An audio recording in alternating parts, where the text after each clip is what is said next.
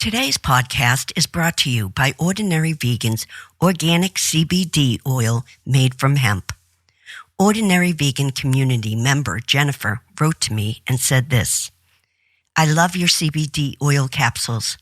I am more relaxed than ever, and it helps a great deal with the pain in my hands from arthritis. Thank you, Ordinary Vegan. Thank you, Jennifer, for your feedback. You're listening to the Ordinary Vegan Podcast, where we teach you everything you need to know about adopting a plant-based diet full or part-time. Our goal is to empower you to live a long and healthy life. You can find today's show at ordinaryvegan.net or on iTunes. If you have any questions, please send an email to questions@ordinaryvegan.net. Hello, friends, and welcome to the Ordinary Vegan Podcast number 93, Raising Vegan Children Safely with Pediatrician Dr. Reshma Shah. I am excited about today's podcast because so many of you over the years have asked me questions about raising vegan children. And someone sent me this new book called Nourish, the Definitive Plant-Based Nutrition Guide for Families by Dr. Shah, and I knew she would be the perfect guest to answer all your questions about the safety of a vegan diet for kids. If we haven't met, my name is Nancy Montori, and I am the founder of Ordinary Vegan, the website, and this podcast. I advocate a plant-based diet for health and wellness, the environment, and for animal welfare. In 2011, I discovered my purpose in life was to help people, and that's why I'm here, to serve you and hopefully give you all the tools you need to live a long, happy, healthy life. This is the last podcast for the year 2020. I would like to say thank you to all of you who have listened and supported this podcast since the very beginning. Your emails and comments mean so much to me, and I am very grateful for all of you. Please stay safe and well over the holidays, and please don't be tempted to take any risks. Although I'm feeling down about not being with all my friends and family over Christmas, I remind myself of all the healthcare workers who are risking their lives to protect others, and then I don't feel sorry for myself anymore. Now, let's talk about today's guest. Reshma Shah, MD, is a board-certified pediatrician and clinical instructor at Stanford University School of Medicine. Dr. Shah, along with Brenda Davis, just released the book Nourish, the Definitive Plant-Based Nutrition Guide for Families. Their new book is dedicated to providing parents with the tools they need to feed their families a plant-based diet safely. They cover all the nutrition specifics for all the stages of childhood, from pregnancy and breastfeeding all the way through adolescence, among many other things, including some bonus family recipes to help you along the way. So, let's get started. Hi, Dr. Shah, and thank you so much for being here today. Thank you so much for having me. It's a pleasure to chat with you. Well, over the years, I have received many questions from parents whose children either have opted on their own to eat plant-based, or parents who believe in the connection of meat consumption in chronic disease, and they want to bring up their children in the healthiest way. Your book, Nourish, the Definitive Plant-Based Nutrition Guide for Families, covers so much ground, including eating plant-based when pregnant and the effects of eating animal protein on the environment, and you also cover animal welfare. Today, I wanted to focus on all the great information you give about raising plant-based children and ask you the questions that I've been asked over the years. So, my very first question is a plant-based diet safe and adequate for children of all ages? So the short answer is absolutely. A slightly longer answer would be that plant-based diets, when they're appropriately planned, and we can talk a little bit more about what that means, are not only nutritionally adequate for growing children through all stages of the life cycle, but they actually provide many health advantages. I think the place where a lot of parents and even healthcare providers and fellow pediatricians get stuck is on the words appropriately planned. And we know that the position statement that was published, the updated position statement published in 2016 from the Academy of Nutrition and Dietetics, clearly states that appropriately planned plant-based diets, including vegan and vegetarian diets, are safe during all stages of life cycle. But it's important to remember that all diets for children, regardless of whether they're plant-based or not, need to be appropriately planned. So I think sometimes people are scared off by the words appropriately planned because they're not sure quite what that means. And that's exactly what we wanted to address in the book. But absolutely, plant-based diets, including vegan diets, can be safe and appropriate for growing children and actually may provide many, many health advantages. We will definitely break down the nutrients in a little bit. So why should parents consider feeding their children a plant-based diet besides the environmental benefits in the animal welfare? What are the health benefits for children? So I would say the most significant health advantage for children is actually that from a very early age, you introduce them to a way of eating that can promote health and prevent many of the chronic diseases that we see in adulthood. So while many adults may choose to opt for a plant-based diet as they're facing a lot of chronic illnesses, as a pediatrician, I would advocate beginning that way from the beginning. And we know this way of eating, it helps children to establish healthy eating behaviors, but it's also an incredibly abundant and delicious way of eating. So I never like for parents or families to think about this as being restrictive or in any way missing out on delicious foods, because at the end of the day, for kids and for families, if the food isn't delicious, you're not really going to persuade many people. So in addition to all the things that you mentioned in terms of the environment and animal cruelty and the health advantages, it's also an incredibly delicious, vibrant, and joyful way of eating. Do you think it's more important than ever to raise extremely healthy kids with strong immune systems to protect them against viruses and future health problems? I think it's been important all throughout time, but right now, I think with all the health issues that we're facing, and COVID-19 is definitely at the forefront, I think people are becoming increasingly aware of the role that diet can play in our overall health. So I think it's been important all along, but I think there is such a greater awareness just because of what's going around in our world today. How do you get parents, how do parents get their children excited about eating healthy foods? So the simplest way is to be excited themselves. When children are young, they look to parents as an example and a role model. So I think the best way to get kids excited is to model the behavior yourself. So if you are very reluctantly eating your kale salad and making squishy faces about it, your kids see that. So if they see you enjoying it, if you involve them in the process, whether it's going to the farmer's market or helping you cook in the kitchen, the more joy and excitement they see in parents, the more excited they're going to be themselves.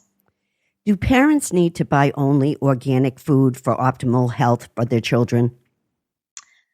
I think that this is quite a controversial topic. And what I co-wrote the book Nourish with Brenda Davis. And one of the things that we emphasize is that if you're able to choose organic, you may want to, especially for certain foods, not only for the health advantages, but in terms of the environment.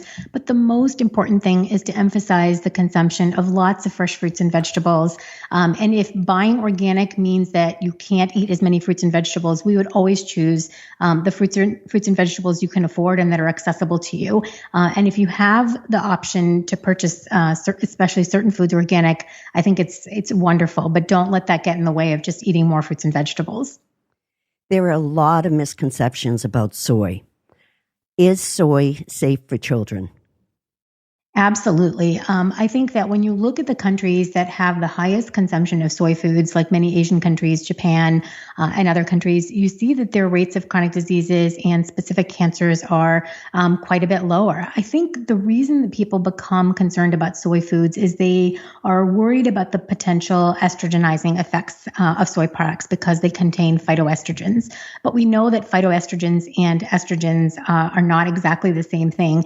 And in fact, even in in patients who have been known to have breast cancer, soy foods have been shown to be safe and perhaps even protective. So I think the key to soy foods for children is to try and provide soy foods in less processed form. So things like edamame or even soy milk and tofu, things like that are fine. But I think where you could potentially run into problems is when you have foods that have a lot of these isolated soy protein products. There's very few studies that there was one particular study that looked at, breast development in men eating soy products, and it was 2 case reports, and both of these case reports involved consuming really large quantities of soy foods. I think like 15 to 20 servings a day, and mostly from these isolated soy protein products. So when you're consuming foods like edamame and tofu and soy milk, a couple of servings a day is absolutely nothing to worry about. Well, speaking of milk, what are the best plant-based milks for babies and toddlers? So for babies, really the only safe thing to provide in terms of milk would be breast milk, which is obviously preferable. But if breastfeeding is not possible, the most traditional formula that's used for infants is a cow's milk-based formula. And that's the sort of traditional thing that many non-breastfed infants will get. An alternative to that in infancy would be a soy-based formula. The absolutely only thing that is safe for infants is one of these commercial formulas. So using a homemade formula or giving your baby of 6 months a soy milk or almond milk is definitely not recommended. It's not safe, and it could result in some disastrous health outcomes. So for infants under the age of 12 months, it's breast milk, a cow's milk-based formula, or a soy-based formula for those that want to follow an entirely vegan or plant-based diet. Brenda and I talk about this in great detail, but there are some specific conditions in which a soy-based formula would not be safe for infants. Obviously, if there's an allergy and other certain medical conditions, which tend to be pretty rare, but it's important to consult with your healthcare provider when you're making those decisions. And then after a year of age, it's perfectly fine for mom to continue breastfeeding if that's what she chooses to do. I think that in the United States, sometimes we tend to wean our infants at an earlier age, but even up to age 2 or 3, as long as it is working for mom and baby, breast milk is fine to continue giving your older infant and toddler. And then for that 1 to 3 year range, if you are choosing not to breastfeed anymore, then we recommend using either a fortified soy milk or a fortified pea protein milk. And the reason for that is that those 2 milks will give growing children, enough calories and enough protein and some of the other nutrients that they require. Some of the other plant-based milks like almond milk or cashew milk would not be appropriate for kids in that early toddler preschool age because it's simply not going to give them enough calories and protein. And it's nice to use a fortified plant-based milk that has added calcium and vitamin D and even B12 in some instances because it will sort of ensure that they don't become deficient in some of those key nutrients that they need during those growing years. And then as children get older, as their school age and adolescence, I think you can experiment with the plant-based milks because you're not as worried about the calorie and protein because they're eating a variety of other foods. So you don't worry about it as much. But if you have athletes and they, have increasing protein requirements, soy and pea protein milks are perfectly fine. Just find the plant-based milks that your older children enjoy and let them sort of have some say in which ones they prefer. You also mentioned honey. You said in your book that honey shouldn't be consumed by infants and toddlers. Is that correct? So honey should not be given to babies under 12 months of age, and that's because of the potential risk of botulism, just related to their gut. The way that their gut is in infancy, it's not safe to give infants honey. After a year of age, it's perfectly fine if you choose to use honey in your diet. What are your feelings on rice cereals for infants and toddlers? Yeah, so it used to be, back when I trained, which was quite a while ago, the first foods that we used to recommend for infants was a rice an infant rice cereal. And the reason for that is because these infant cereals are fortified with iron, which is a key nutrient that we have to worry about after 4 to 6 months of age. The reason that we no longer recommend a rice cereal is because of the elevated arsenic content. So we recommend using other whole grain cereals. And the good news is from now, the difference between now and when I had my children and when I was first training is there are so many different varieties that are available. So I would recommend, it's not that rice can absolutely not be given, but I would not use it as the sole cereal that you're giving your infant because of the high arsenic content that's in rice. You say in your book that when feeding children, the topmost priority must always be to optimize their growth, development, and well-being. So, can we break it down and talk about each nutrient that is essential to a child's development? Beginning with protein. Protein is a key nutrient for growth and development and is essential in every child's diet. So, how do we make sure children get enough protein? And how many portions of plant-based protein per day does a child need to ensure adequate nutrition? Yeah, so I think it's really important. I think sometimes when we talk about protein, I mean, in the book, we give great detail about the different requirements through the different life cycles and what foods contain how much protein. And I think all of that information is given to give parents some reassurance, but we certainly don't have the expectation, nor should parents feel that they need to be measuring the milligrams of protein or grams of protein or other nutrients that their children are getting. But what we recommend is trying to serve some protein-containing food during all meals and snacks. And it's very easy with a plant-based diet to add sources of protein. So things like legumes are definitely the powerhouse in terms of protein. So adding, lentils or tofu or soy milk, things like that can definitely boost the protein content in a food. But a variety of other foods, such as nuts and seeds, and even fruits and vegetables contain some amount of protein. Now, not nearly as much as the legumes, but trying to include a source of protein at every meal and snack. And it can be really easy to do. So you could sprinkle on some hemp seeds or pumpkin seeds or add a little nut butter. It's really not that complicated to meet the protein requirements. There was a study that was done, I think it was in 2019.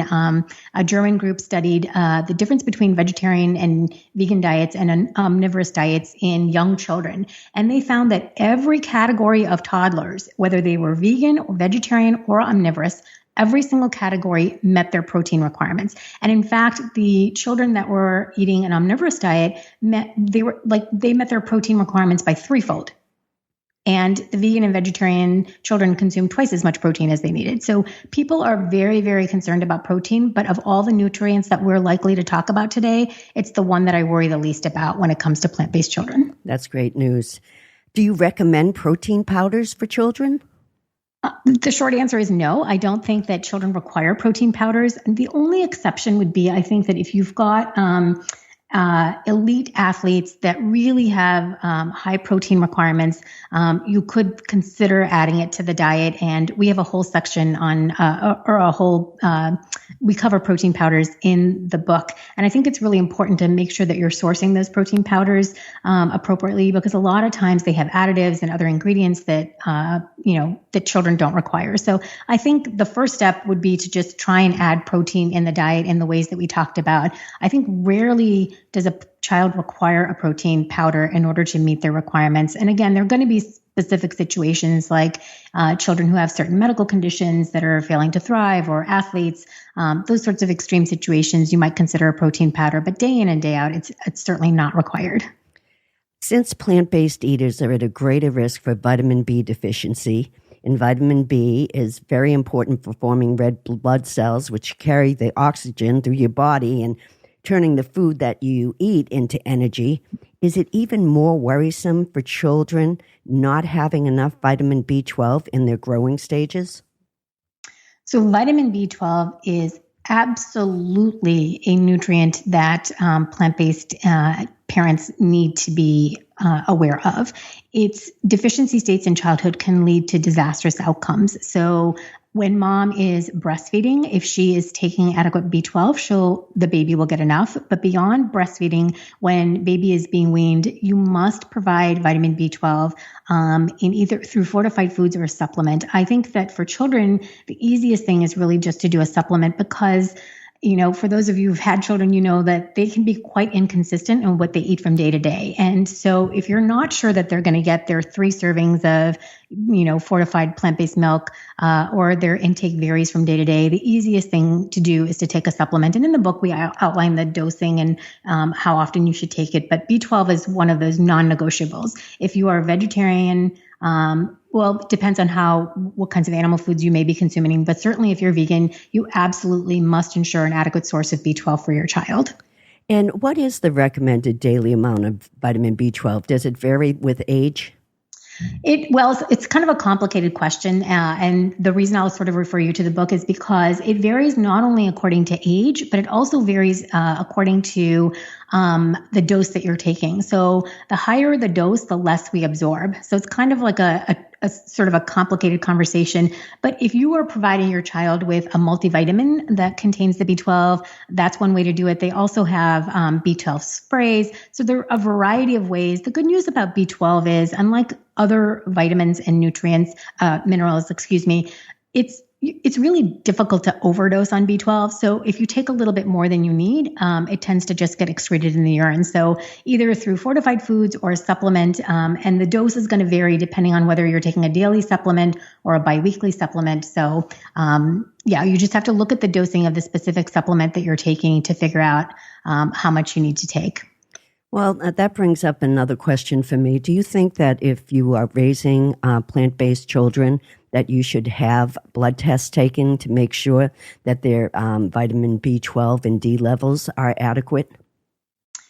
So it depends. I would say that if you are a family that is quite anxious or worried that your child may not be meeting their requirements for B12 and vitamin D, it's certainly easy enough to get a blood test, but it's not required. If you're regularly supplementing with B12, you rarely need to get a test to make sure that your levels are okay.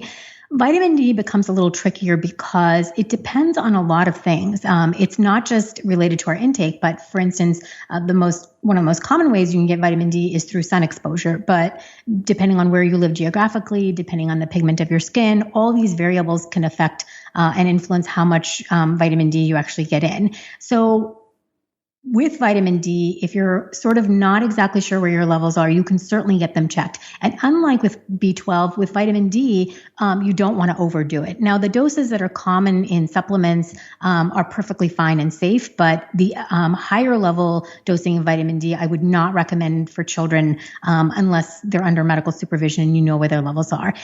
Other than B12 and vitamin D, we do typically, for all children, regardless of the diet that they follow, we do typically screen for iron deficiency anemia at about a year of age. So that's a blood test that I would just, follow the typical recommendations of the American Academy of Pediatrics. And because we screen for iron deficiency, it's the most common nutrient deficiency worldwide. So that is typically a blood test that's done at about a year of age and sometimes during adolescence for females.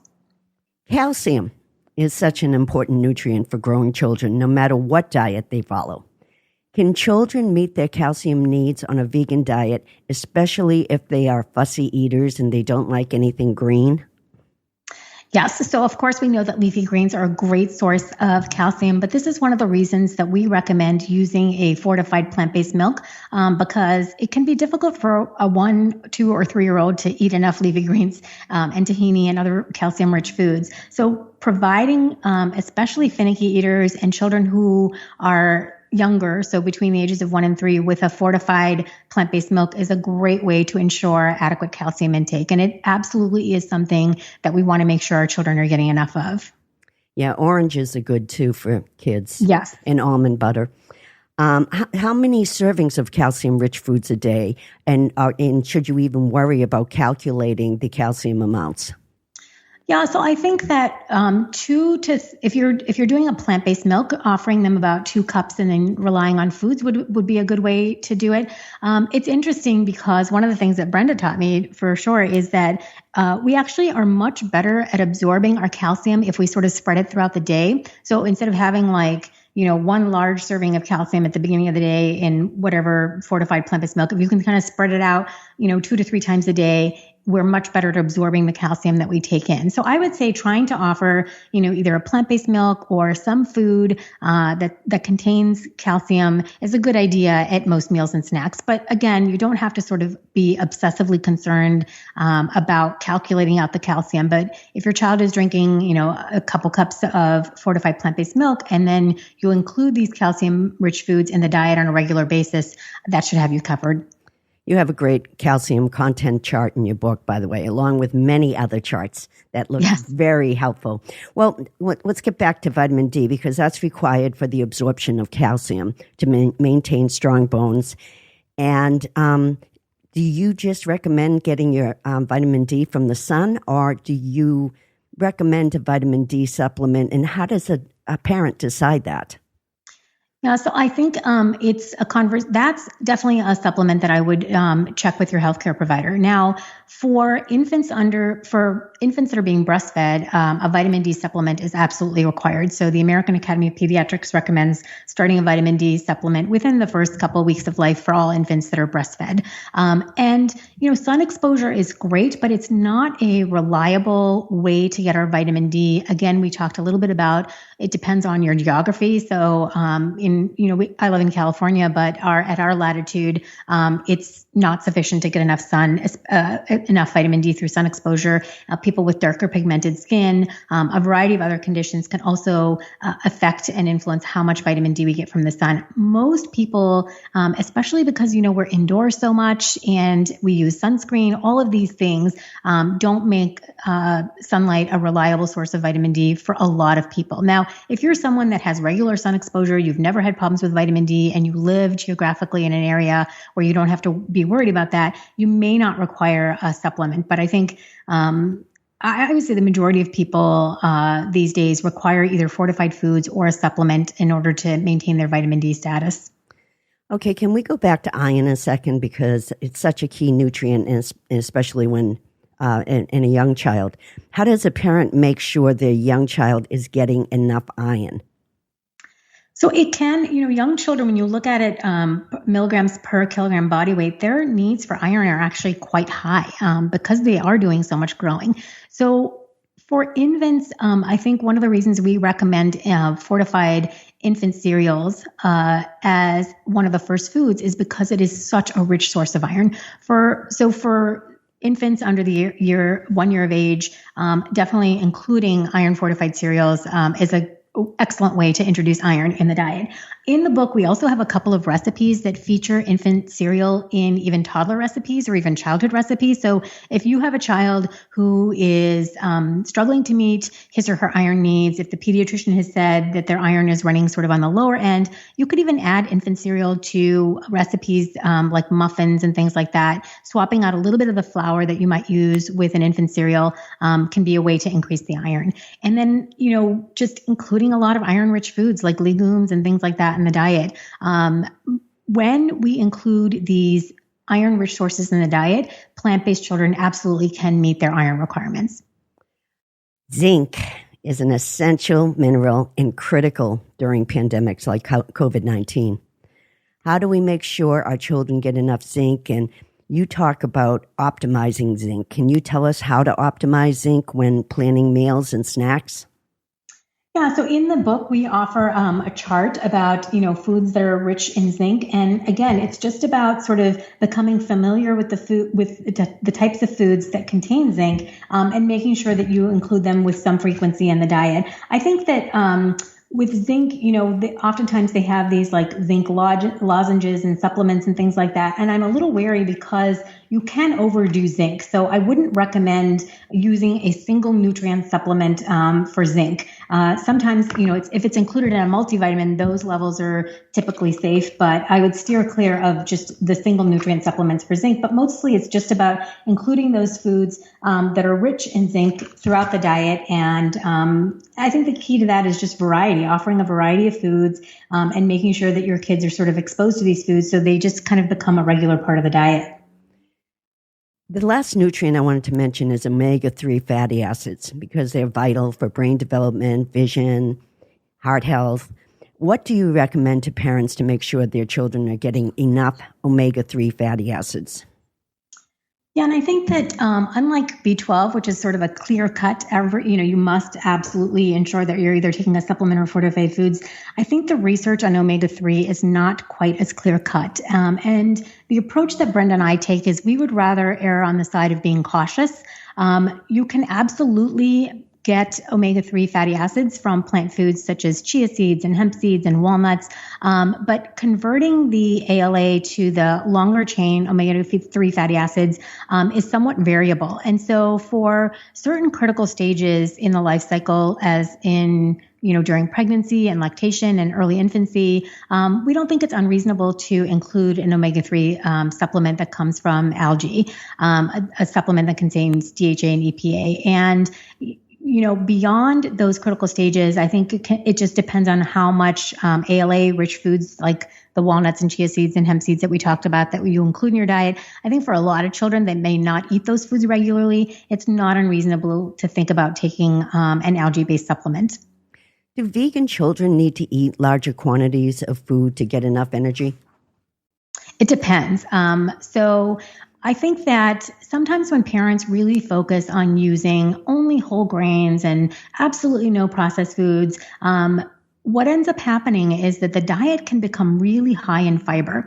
And especially for younger children, when you look at the studies on growth of vegan children, the critical window where some children can sort of fall short in growth is during the time of weaning. So between the ages of 1 and 3. So they're coming off of breast milk. They're starting to eat more, regular foods and table foods. And if the diet is incredibly high in fiber, their little bellies can fill up quite quickly. So I think you do have to be aware of the amount of food your toddler or young child is able to eat. And if you find that they're really struggling to eat the volume of food that is required for their growth, you might consider using some more slightly processed foods like, more refined grains and things like that so that they don't fill up so much on the fiber. You say in your book that navigating nutrition is no picnic and it can be daunting for the average consumer. What advice would you give to parents not to be daunted by this? And how do parents make a simple plan for healthy foods? Okay, so that really gets to the crux of the whole matter. I think it sort of calls into question like how do parents actually do this?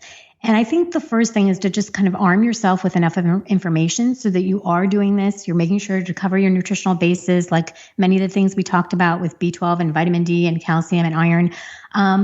But really, it's about creating balanced meals. And the more that you sort of practice and create recipes and meals and day-to-day, lunches and breakfasts and things, the more that you sort of practice it becomes second nature. And you're not really going to have to think about whether you're meeting your child's nutritional needs because it's just become a regular part of your diet. And including foods from all those groups that we talked about, like the fruits and the vegetables and the legumes and the whole grains, the nuts and the seeds. One area where I think sometimes plant-based and vegan families can fall into trouble is with fats, healthy fats. I think that sometimes these ultra low-fat diets that many people may use in order to reverse or prevent many of the chronic conditions that we see would not be safe and appropriate for growing children. So we really encourage parents to not be afraid of healthy fats in the diet for children. My last question is, in your opinion, what kind of conversation should a parent have with their child about food without putting too much emphasis on food and creating food anxiety in a child? Because I've seen that. Yes, and I'm so glad you asked that question. Food issues in general. Yeah, there is a wonderful book written. It's not a plant-based book, but it's a book about extreme picky eating. And the authors of that book say that parents teach nutrition to children by serving and enjoying the foods we want them to eat. And I think while we want our children to have some health literacy and to understand nutrition, bombarding them with nutrition facts is definitely not the way to go. I think when they're really young, it's just about serving delicious food, offering them a variety of foods.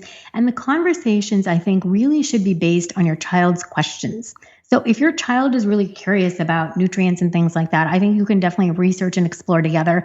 But I would steer parents away from definitely categorizing foods as good foods and bad foods, because it, exactly like what you said, it can create a lot of stress and anxiety around food. And I think at the end of the day, as parents, of course, we want to nourish our children with healthy foods. We want them to be healthy, but we also want them to be competent, independent eaters so that they can feed themselves in a way that's going to nourish themselves and take care of their bodies. And the way that we do that is to create a sense of joy and pleasure and enjoyment around food, without adding to the stress by creating anxiety and worry around food. So I think parents can absolutely talk to children, talk to them about where food comes from, and let your children's questions guide your conversations. If they seem curious and they want to know more, you can research it together.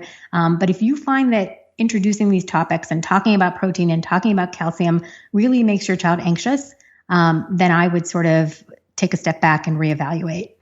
Thank you, Dr. Shah, for sharing all this great information. We really appreciate you being here today. And where can the Ordinary Vegan community find you? So the best place, Brenda and I have a website. It's called nourishthebook.com. So you can definitely connect with us there. And the place that I'm most active these days is Instagram, and it's just my name at Reshma Shah. Brenda's also on there. She's also on Facebook. So you can connect with Brenda in either of those places. But really, Instagram is the best way to connect with me. I will put links in the show notes to all your social media. Thank you again, and take care and happy holidays. Thank you so much, and happy holidays to you too. Thanks so much to Dr. Shah for joining the Ordinary Vegan community today. I will put links to her book and all her social media in this week's show notes. That is it for today's podcast, the last podcast of 2020. You can find me, my recipes, my cookbook, the Easy 5-Ingredient Vegan Cookbook, and all my CBD products made from organic hemp at ordinaryvegan.net. If you have any questions or comments, reach out to me at questions@ordinaryvegan.net. Happy holidays, everyone. Till next time. Thanks for joining our plant-based community today. Together, we can accomplish great things. Please subscribe so you don't miss any of Ordinary Vegan's recipes and plant-based tips. If you have any questions or feedback, email us at questions@ordinaryvegan.net. Until next time.